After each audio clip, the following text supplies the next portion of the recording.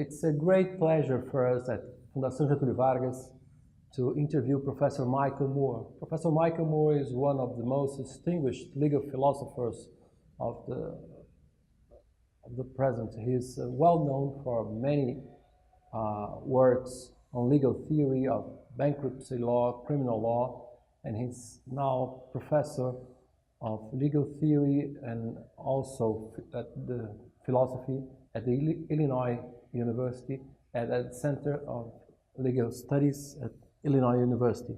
Professor Michael, it's really a pleasure to have you here.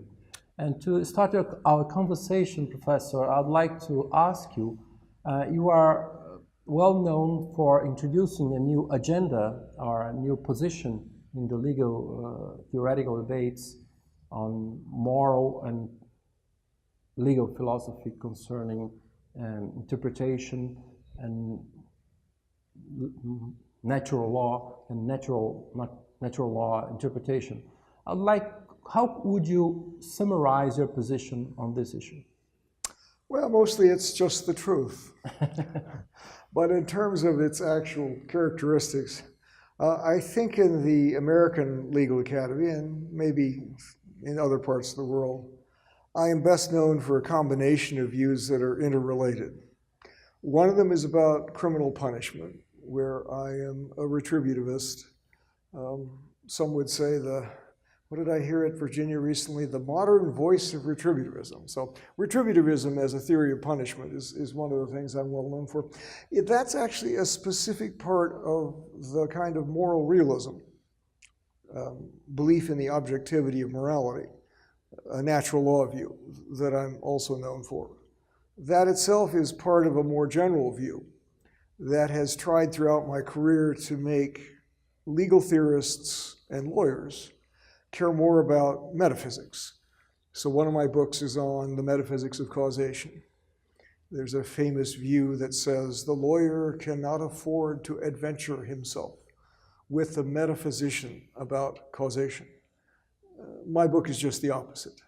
The lawyer has to engage with philosophers and scientists about things like causation, because although the concepts of causation are used differently in law to attribute blame and punishment, the concepts are the same, this 600-page book argues, are the same in both law, morality, and in science. So I guess my general program has been to make more metaphysical what has been largely anti-metaphysical, which is the theory of law and the practice of law. Metaphysical is usually a pejorative term for many lawyers and legal theorists. Indeed, I think some of them became legal theorists so they didn't have to do metaphysics anymore in philosophy. That hasn't been my view. So that's a range of views. I have other interests in the philosophy of science, in psychology, and so forth. I hope they're all related in some coherent whole, but I'm only 75. I'm still looking for that whole. And how would you contrast your natural law view with more other natural lawyers like John Finnis or Robert George, who are also well known on the area of natural law tradition? Well, of course, what makes us all natural lawyers are two things.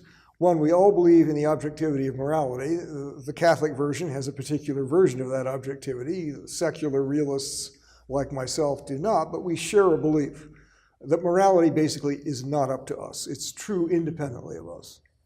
And secondly, we share the view that the law, the human law, as Aquinas would have called it, the human law is related in some intimate way in its content to what is morally correct. Those views we share. Other views we disagree about. John Finnis and I were corresponding just last week. He certainly does not agree with my Lockean version of the content of natural law. In particular, he doesn't agree with my view that the basic right to liberty for all human beings includes to marry whatever member of whatever sex or race you choose to marry. That's not the Catholic view of the matter. So on content, we differ. John and Aquinas behind him, John Finnis, Robbie George, are social conservatives.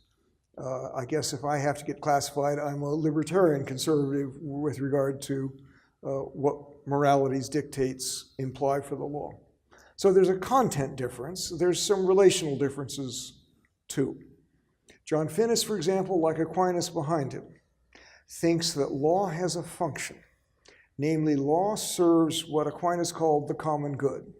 And one of Finis's strengths, actually, in his work, is to refine the Aquinian notion of the common good in a way that makes it a viable competitor of what law is all about. Ronnie Dworkin said law is all about integrity. Well, that's a different theory. Lon Fuller, another natural lawyer, said law is all about the rule of law values. That's a different theory. And then there are natural lawyers who aren't functionalists, who don't think law has a function, but it nonetheless has an intimate relation to morality. So natural law views can differ almost as much as legal positivists can differ. And how would you divide the scenario of legal theoretical debate? I mean, in a previous lecture, you were dividing, that saying that the scenario could be divided still among natural lawyers and legal positivists. Do you still think that this is still useful, or still useful to divide or to understand the debate under this two dichotomic typology, or we need a more sophisticated or a trichotomic or other ways to divide the debate? There's a yes and no to that. Categories are always both helpful and imprisoning. So they're helpful in the sense there are large truths that trichotomy captures, because what I presented this morning was all of jurisprudence is either a natural law, a legal positivist, or a skeptical jurisprudence. At the level of generality at which I was dealing, that's perfectly correct.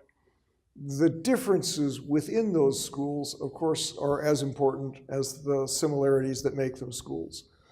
So that the difference between a Hart or a Raz and a Bentham or an Austin within legal positivism is huge. One of them thinks legal obligation is a species of moral obligation, Hart and Raz. Others of them think legal obligation is simply liability to sanctions, Bentham and Austin. That's a very big difference. They're both legal positivists, and they're usefully so gathered, because they both think law, legal reasoning, the truth of legal propositions, is basically a matter of convention. It's whatever convention society has adopted, whatever rule of recognition, as Hart would say, that officials have accepted, and whatever primary rules of obligation citizens obey, that gives you the content of any given legal system. That's a matter of convention. A natural lawyer who thinks morality is not a matter of convention and thinks law is related to that will say just the opposite. It's not a matter of convention. But in terms of the kinds of values natural lawyers have, I'm as different as can be from John Finnis. In terms of the kind of relations they have, whether it's a functionalist jurisprudence or something else, we can also be quite different. So every decent thinker does not want to be labeled with a school, because they think their thought is sufficiently unique that to label them with the school labels them with beliefs they don't hold, or simplifies their beliefs in ways that insult them. So we all want to be individual, but it's still true. You can still generalize about thoughts. And if you have to generalize about legal theorists, you can fit them into one of those three camps. And Professor Moore, how do you put together your works are very important too on the issue of the role and the meaning of interpretation, and your discussion on the role and the meaning of interpretation. You try to recast the meaning of interpretation in the German tradition of interpretation. On the other hand, you also discuss in very depth the importance of the idea of interpretation in the analytical tradition. What are your influences? Because these are two traditions that many times are in struggle, in tension. So how would you position yourself among these two traditions, the hermeneutical tradition and the analytical tradition? Well, there you go, you put me in a category. So I am in the analytic category, but it was not always so. When I was young, I studied the sacred texts of the continental hermeneutic tradition, Husserl, Heidegger, Sartre, Merleau-Ponty, Ricoeur, and company, and worked through those texts in a series of courses and readings. That was an interest of mine that is hard to explain exactly where it comes from. I actually think the continental philosophers that I studied in the 50s and 60s were closer to the reason all of us became philosophers than the analytic tradition. Namely, they grappled, however badly, with questions of the meaning of life, what you should do with yourself, and so forth, in a way that the analysis, for example, in metaethics in the 1950s was more about the usage of moral terms. So the interest started as an interest in philosophy of a personally relevant sort. But ultimately, I think that kind of enterprise, the continental hermeneutic tradition of the ambitious kind, the Heideggerian kind, can't sustain itself of its own weight. It's like all forms of cognitive relativism. It eats itself up. It doesn't sustain itself. As I told my German students at Freiburg in 2013 when I taught the Heidegger seminar, I said, I was here at this university, the Albert Ludwigs University in southern Germany, 2 years before, 2011, giving a lecture to the Neuroscience Institute, famous researchers. I said, neither they nor I think we're giving an interpretation of the brain when we talk about the discovery of the Bereitschaft potential, the readiness potential that lies at the root of all voluntary human action, a great discovery by two German scientists in 1965 at Freiburg. That that's not an interpretation. That's a description of what's true in the brain and an explanation of the state described to causally explain why human beings move the bodies the way they do. There's nothing interpretive about that. Whereas if you have a view that says that just depends upon, say, an interpretive community, then it's just relative to that community's conventions, that it's true that voluntary human action starts with the Bereitschaft potential, the readiness potential. So that's not what I think. It's not what any decent scientist thinks. It's not what you should think. So I was trying to convince my Heidegger students not to be Heideggerians. And let me ask you, once you mentioned this new, I think it's a kind of new area of study that you have been putting a lot of energy, the neuroscience. Not only you, but other philosophers like Peter Hacker, who has written extensively on this issue. Mm-hmm. Why? First of all, why is this this new area that has attracted so many philosophers? Sure. And what are you? Why is this area so important for you, and why do you think this is so important for philosophers of law? Sure. Well, let me give you two answers. First answer is see neuroscience as just the newest kid on the block. Psychology, academic psychology, has always been imperialist with regard to the law, starting with William James in 1890 in his 2 volumes, Principles of Psychology, going through Freud and the subsequent Freudians and Jungians and Adlerians of the psychoanalytic movement, through Skinner and the behaviorists. It's always had a kind of snide contempt for the ordinary psychology of law. That has always interested me, that battle between the law's assumption that people are like what Aristotle said they were like 2,000 years ago. They act for reasons. They have beliefs, desires, intentions. They represent the world under those 3 modalities. Rational agents organize the contents of those beliefs in the way that Aristotle described, and those beliefs and desires and intentions are causally efficacious in causing the objects of each of them. That's a psychology that we've worked with for 2,000 years. If that were to be overthrown, as my late colleague Katz said, that would be the greatest catastrophe in the history of the species. We literally wouldn't know what to think of ourselves. So the challenge presented by neuroscience was the same challenges presented by psychoanalytic theory, by the idiomotor action theory of James, and by Skinnerian behaviorism. We're going to move beyond freedom and dignity. Skinner used to say in my seminar, he used to come to my seminar at Harvard, Fred Skinner would say, we're moving beyond freedom and dignity to what would be the question. Neuroscience makes the same move, except it makes it with a better science. Chomsky took apart Skinnerian behaviorism in 1957 Freud has been dead for years as a serious scientific theory. Neuroscience is pretty good science, but the claims are just as aggrandizing. As my colleague out at the University of California, Santa Barbara, the head of the SAGE Center, Mike Zaniga, says, we will own you, neuroscience. We will own you lawyers because everything you do depends on our brain science. Well, I don't think so, but it gets the blood to the eyes. Namely, it's worth rebutting the claims that somehow neuroscience is going to take over the law. We are actually going to be an autonomous discipline that will survive anything neuroscience has to offer, which doesn't mean we should ignore it. It means it's not revolutionary. It is our handmaiden. So the chair of the research group that I headed for the MacArthur Foundation's Law and Neuroscience Project, John Cacioppo, who died unfortunately last year,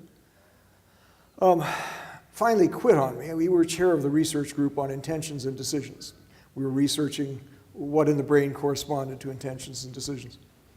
John quit, and I said, why are you quitting, John? He says, because I didn't come to be your damn handmaiden. Well, but you know you did, because we in law have a set of psychological postulates on which legal liability turns, and to be relevant to us, neuroscience has to come to us, not the other way around.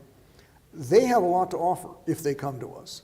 They can tell us, perhaps, when people are lying. My colleague, John Dylan Haynes at Berlin, can tell you if you're making a two-value decision, 9 seconds before you know what the decision is, he knows what the decision is from the blood flow patterns in the parietal cortex of your brain. That's pretty good stuff. That is important stuff that can help you. The last chapter of this new book I have on neuroscience is on addiction. And trying to understand whether addiction should be a legal excuse and a moral excuse depends in part on how you think the opioid drugs work on the brain, where you think they have an impact.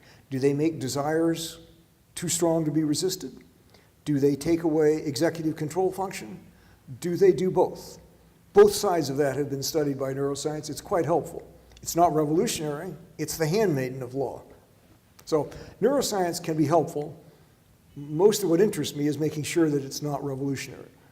And could you give another example? You have already given one, but I wonder if this will somehow give another agenda for moral philosophers to discuss what are the limits for duties and responsibilities, or whether this will really bring new problems, new moral or new ethical problems for philosophers to deal with. There are some people who think that.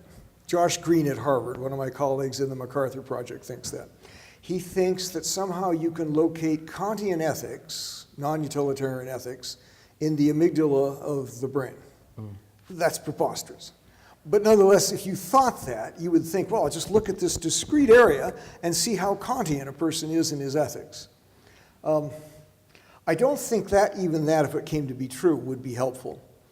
What you will find, I think, is for each moral position that people adopt, belief in that moral system will have correlates in the brain. That's not a problem. That doesn't mean neuroscience will advance our moral understanding. It means it deepens what it will be to have moral beliefs, but the truth of those beliefs is independent of their genesis in the brain. We philosophers love to name mistakes as fallacies. Well, that was called the genetic fallacy. It's a fallacy to let the truth of a proposition be in any way impugned by the origins of it, say, in the brain. So however we come to it, it could still be true or false independently of it. So ethics will be an autonomous discipline like law, carried on as we've always carried it on. Neuroscience won't change that. Neuroscience in particular will not show us that we're not responsible beings. That debate too, the debate about whether our wills are caused, whether our wills cause what they think they cause, those debates are independent of what neuroscience can show us as well. They will be settled, for some of us, they were settled by David Hume, basically. As Hume said in his essay, it doesn't matter if the will is caused, it is, surely. It does matter that it causes its objects, that's what gives you control of the world. That's your Archimedean lever by which you move the world. So that does matter. If neuroscience could show you that that was false, that might matter, but it's not got a chance to do that. So neuroscience won't change ethics. It won't change the content of ethics. it will do what can always do for psychology, which is deepen our understanding of moral beliefs. It's not revolutionary there either. So it will be, it will offer a good opportunity for to be accommodated with a kind of theory of moral sentiments or a human conception of Sure. morality. Because here's what happens to people who really get interested in neuroscience. So I wrote this book on the Metaphysics of Causation, which is a book about one of the big relations. As Kant said, there's time, there's space, and there's causation. So it's one of the big ones. I gave a paper on causation out at the University of California, San Diego, which is a philosophy department run by the Churchlands. The Churchlands are neuroscience, they're neurophilosophers, heavily imbued with the neuroscience that dominates philosophy. All of their graduate students ask me questions about causation as if it were a secondary property. Not a primary property, but a secondary property like color perception. Namely, it's human reactions to primary properties that are secondary properties. And I thought I was on Mars. I'd never heard a discussion like this. And finally it hit me. I said, oh, I forgot who you are. You're neuroscientists who want everything to be neuroscience. How do you make causation neuroscience? By making it be in the brain rather than in the world, of course.